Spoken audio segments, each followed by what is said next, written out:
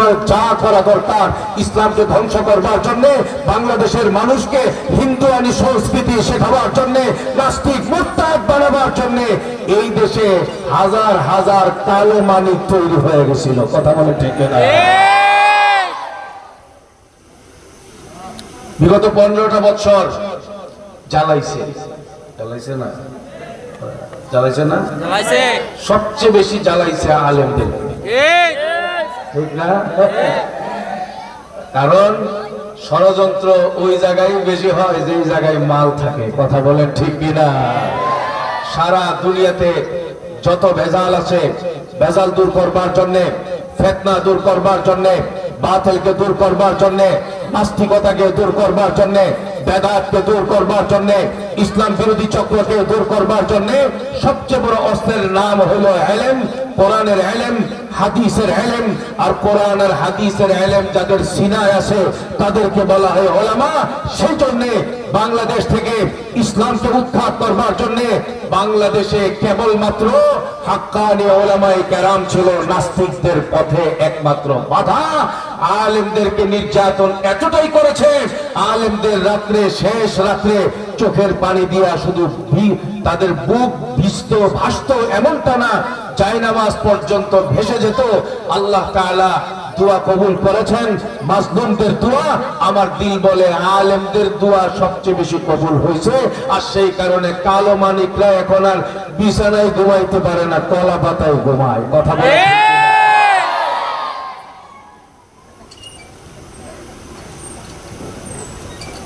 এই কালো মানিকদের হাত থেকে দেশকে রক্ষা করা গেল, কিন্তু ঈমান যদি রক্ষা করা না যায় তাইলে এই স্বাধীনতার কোনো মূল্য আছে?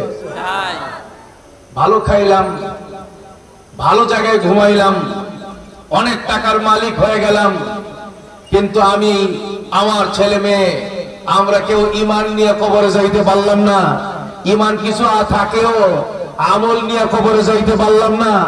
কবরে গিয়ে মাথা ঠেকায়া ঈমানটা পুরোটাই আমি ল্যাংটার কাছে দিয়ে দিলাম। এই জাতীয় বেজাল্লা ঈমান নিয়ে কবরে গেলে কোনো উপায় আছে?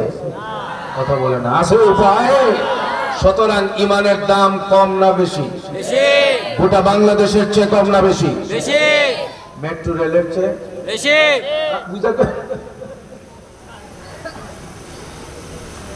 আয়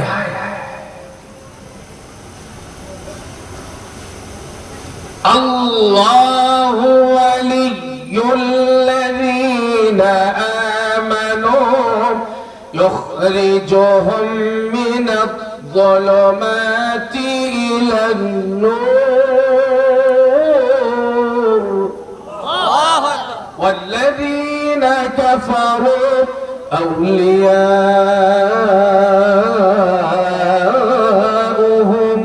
আউলিয়াউহুমুত-তাগুত يخرجونهم من النور إلى الظلمات أولئك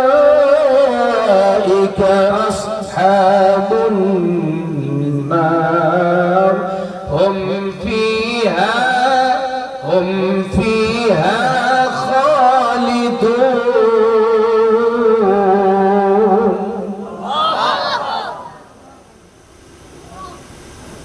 আল্লাহর কথা বলতে থাকেন, আল্লাহর জিকিরের জিন্দেগি আপনি বানাইলেন। আপনি কলেজে পড়েন ভাই দোস্ত, বৈষম্য বিরোধী আন্দোলনে বিপ্লব দেখাইছেন আপনি, আপনাকে দরকার আমার। বিপ্লব দেখাইছেন দেশকে স্বাধীন করবার জন্য, আপনি মাথার মধ্যে টুপি লাগাই দিলেন, গালের মধ্যে দাড়ি লাগাই দিলেন, গায়ের মধ্যে পাঞ্জাবি লাগাইলেন। ও আমার স্কুলের বন্ধু, ও আমার কলেজের বন্ধু, ও আমার ভার্সিটির ভাই, নেতৃত্বের সময় ছিল আরো অনেক পরে, কিন্তু গত 5 তারিখে আমাদের অল্প বয়সী ভাইরাই এখন নেতৃত্বের পথে অনেক দূর আগায় গেছে। কথা বলেন ঠিক কিনা? এখন ছাত্র ভোট ঠেলা আছে, ঠিক নেই, ব্যাপার আছে। এজন্য আমার এই কথাগুলো পিছনের দিনে কে কেমন চলছে, কোন নেতা কেমন ছিল, ওইগুলো দেখে লাভ নাই। আমি আমার নেতৃত্বকে ইমানের ছাঁচে কিভাবে আমি সাজাতে পারি, আমি আমার জীবনকে কিভাবে সাজাতে পারি, আমি যদি এলাকার দায়িত্বশীল হতে চাই, আমি যদি বাংলাদেশে একজন দেশ দরদি, মানব দরদি একজন নেতা হিসাবে নিজেকে পেশ করতে চাই, মনে রাখতে হবে এই আয়াত আপনার সামনে যেন একটা আলোকবর্তিকা হয়ে থাকে। আল্লাহ তাআলা বলেন, আল্লাহু ওয়ালিয়ুল্লাযীনা আমানু, ও আমার বান্দা, আল্লাহ বলেন ও আমার বান্দা, তুমি যদি ঈমানওয়ালা হয়ে যাও, তোমার দিলের হালাত যদি এমন হয় আল্লাহই আমাকে পড়ায়, আল্লাহই আমাকে সার্টিফিকেট দিয়েছে, আল্লাহই আমাকে শক্তি দিয়েছে, আল্লাহই আমাকে চেতনা দিয়েছে, আল্লাহই আমাকে বাঁচিয়েছে, আমি যে বেঁচে আছি আল্লাহ বাঁচাইছে বলে, না হয় আবু সাঈদের মতো আমিও লাশ হয়ে যেতে পারতাম। কথা বলেন ঠিক কিনা? আল্লাহু ওয়ালিয়ুল্লাযীনা আমানু ইউখরিজুহুম মিনায-যুলুমাতি ইলান-নূর।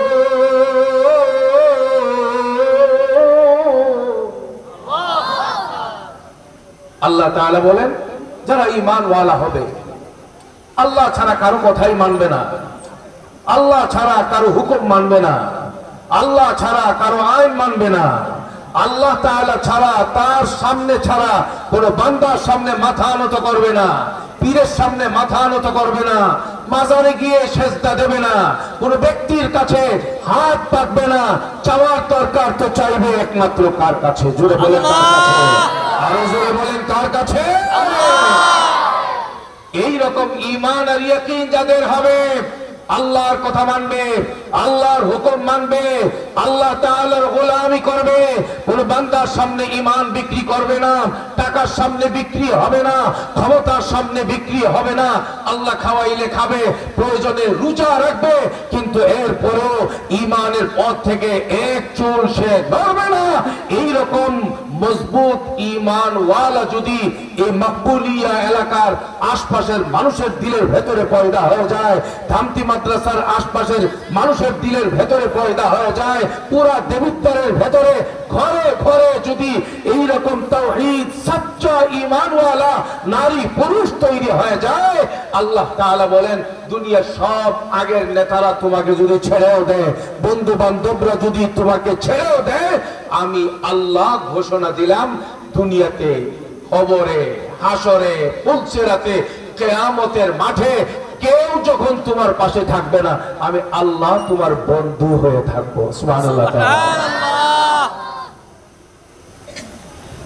আল্লাহু ওয়ালিয়ুল্লাযীনা আমানু ইউখরিজুহুম মিনায-যুলুমাতি ইলান-নূর।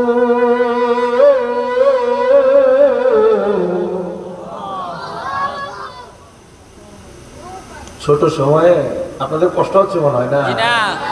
আরে ভাই, আজকের মাহফিলের প্রধান মেহমান যিনি, আমার হাটহাজারীর হযরতের পরে আজকের প্রধান আলোচক হযরত মুফতি সাহেব হুজুর দামাত বারাকাতুহুম, তিনি উপস্থিত আছেন। আপনারা তার বয়ান মন ভরে শুনবেন। আমি মাঝখানে কিছু সময় আমার নিজের জন্য কিছু খোরাক হয়, কিছু পুঁজিপাট্টা যেন হয়, এই জন্য কিছু কথা বলতেছি। আর কোরআনের কথা যেই বলবে সেখানেই আল্লাহর হেদায়েতের ফয়সালা রাখছেন। আল্লাহ আমাদের সবাইকে হেদায়েতের নূর দান করেন। আমিন কোন? জোরে কোন? ছেলে মেয়ে সবাইকে নিয়ে, পরিবারের সবাইকে নিয়ে জান্নাতে থাকার তৌফিক দান করেন। আমিন কোন? হিসাব দিয়া যাওয়া যাবে না, বিনা হিসাবে যাওয়ার জন্য কবুল করেন। আমিন কোন? দুনিয়াতে থাইকাই কিছু আলামত দেখার তৌফিক দান করেন। আমিন কোন? স্বপ্ন যুগে হাবিব পাকের দিদার আল্লাহ আমাদের সবাইকে নসিব করেন। আমিন কোন? কিয়ামতের ময়দানে হাবিব পাকের পবিত্র হাতে কাউসারের পানি আমাদের সবাইকে নসিব করেন। আমিন কোন?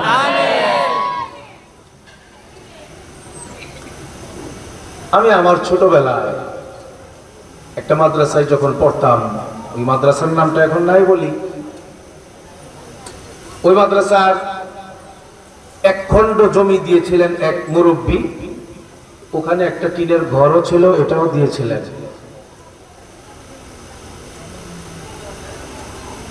আমি অবাক ছিলাম, প্রচন্ড শীতে, কনকনে শীতেও আমরা দেখতাম রাত্রে 3টা সাড়ে 3টার সময় বয়োবৃদ্ধ মুরব্বী, বয়স হবে ওই সময়ে হয়তো 75-80, উনি মসজিদ, মাদ্রাসা, মসজিদের কলাপসিবল যে গেট, ওই গেটে ঝাঁকুনি দিতেন তাহাজ্জুদের নামাজ পড়বার জন্য। গরম মৌসুমে তো যাইতে নেই, প্রচন্ড শীতের মধ্যেও শেষ রাত্রে মসজিদে গিয়ে বসে থাকতেন, তাহাজ্জুদের নামাজ পড়তেন। আমাদের এই জামানায় তো তাহাজ্জুদ দূরের কথা, ফরজ নামাজই পড়ে না মানুষ। কথা বলেন ঠিক কিনা? সবার কথা বলছি না, মন খারাপ করেন না। আমাদের এলাকায় আছে আর কি এই জাতীয় কিছু মানুষ, আপনাদের এলাকায় নেই। আচ্ছা, তো যেটা বলতেছিলাম, আল্লাহর এই বান্দা ফরজ নামাজ তো পড়ার জন্য আগে থেকে রেডি।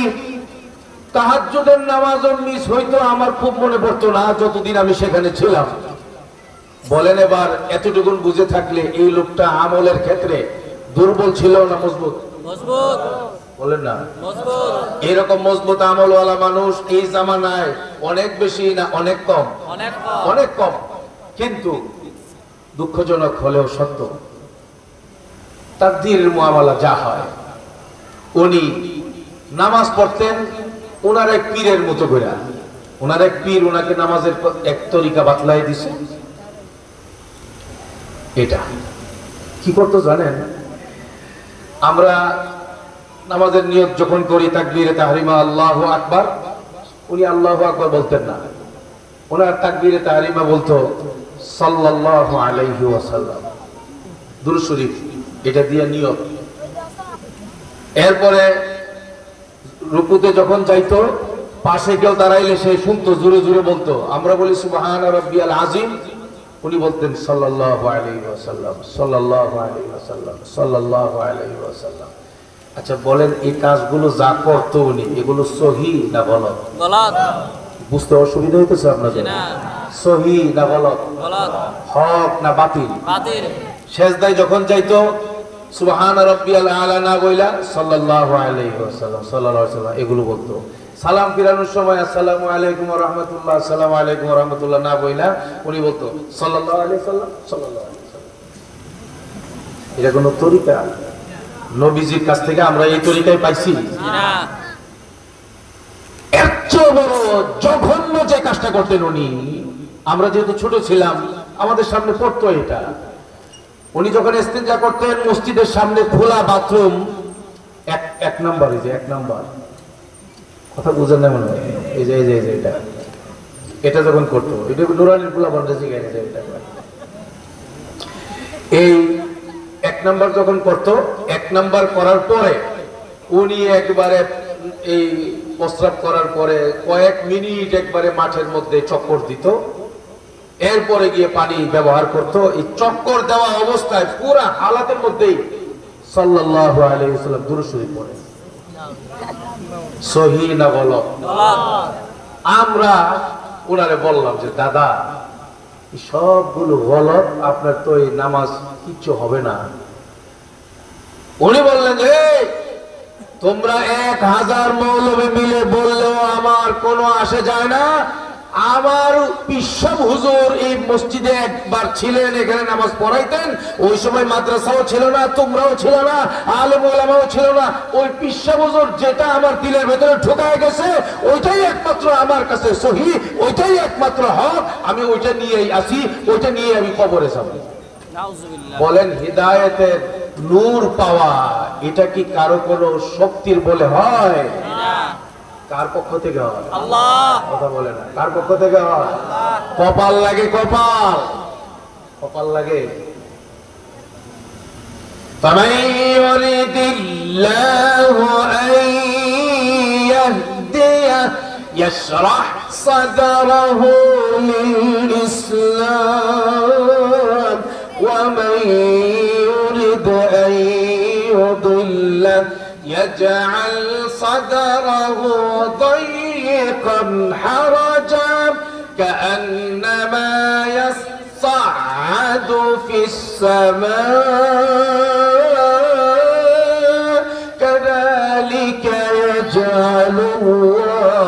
يجعل الله الرجس على الذين لا يعلمون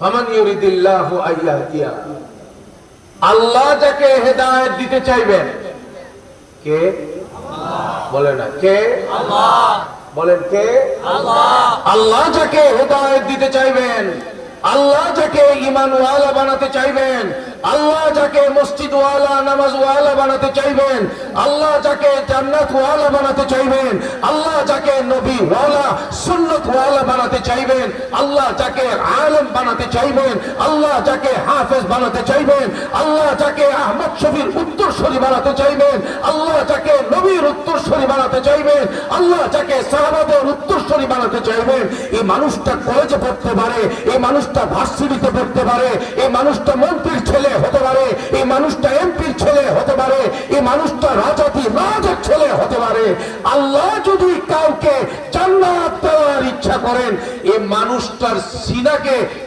ইসলামের জন্য আল্লাহ পাগল বানায় দেন সুবহানাল্লাহ ইয়াশরাহ সাদরাহু লিল ইসলাম তার সিনাকে আল্লাহ ইসলামের জন্য প্রশস্ত করে দেন এই মানুষটাকে আর কেউ ধোঁকা দিতে পারে না না দুষ্ট বন্ধু ধোঁকা দিতে পারে না শয়তান ধোঁকা দিতে পারে না কোনো টেলিভিশন ধোঁকা দিতে পারে না কোনো মিডিয়ার মহিলা ধোঁকা দিতে পারে কোন ব্যক্তি তাকে ধোঁকা দিতে পারে না তাকে হিদায়াত দেওয়ার ফয়সালা যখন করেন কে আল্লাহ আমি হুজুর আসার আগে আপনাদেরকে একটা আজীব ঘটনা শোনাতে চাই বুখারী শরীফের এক হাদিসের সাথে সংশ্লিষ্ট কথাটা আপনাদের যদি সামান্য ধৈর্য থাকে একটু বলি সেটা হলো একজন ব্যক্তি নাম ছিল মুনকিস ইবনে হিব্বান মদিনা থেকে অনেক দূরে তার বাড়ি বাহরাইন ইয়ামানের এলাকা হাজার ওইসব এলাকার মধ্যে ওনারা বসবাস করেন সে এলাকা থেকে মদিনায় এসেছেন একবার ব্যবসা করার জন্য আখিরাতের ব্যবসা না মাল কামাইবার ব্যবসা ভাই কথা কি বুঝতেছেন নাকি আপনারা আমি আপনাদের এলাকার লোকে আমার বাড়ি ব্রাহ্মণবাড়িয়া আপনারা দেবীদারের মোটামুটি খালাতো ভাই মামাতো ভাই ঠিক না অসুবিধা নেই আল্লাহ আমাদের সবাইকে জান্নাতে থাকার তৌফিক দান করেন নবীর জিয়ারত করার তৌফিক দান করেন আবু বকর ওমর ওসমান আলীর সাথে কিয়ামতের মাঠে দাঁড়াইবার তৌফিক দান করেন আমিন খান যেটা বলতেছিলাম তিনি আসছেন মদিনায় ব্যবসা করার জন্য আল্লাহ কপাল খুলে দিছে হেদায়েতের মালিক আল্লাহ আপনারা মনে করছেন যে এটা আবার কেমন কথা কইল হেদায়েতের মালিক তো আমির সাহেব ভাই তিন চিল্লা দিছে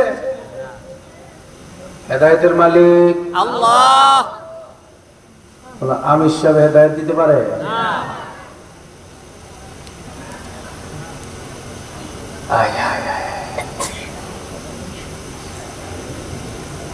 হেদায়েত আল্লাহ তাআলা তার কপালে লিখে দিয়েছেন এই ব্যক্তি মদিনায় আসছেন ব্যবসা করার জন্য মদিনায় আইসা নজরে পড়ে গেছে মদিনায় মসজিদে নববীর কাছে রাস্তায় হাবিবে পাকের সঙ্গে দেখা হয়ে গেছে মুলাকাত হয়ে গেছে সুবহানাল্লাহ বলবেন না সুবহানাল্লাহ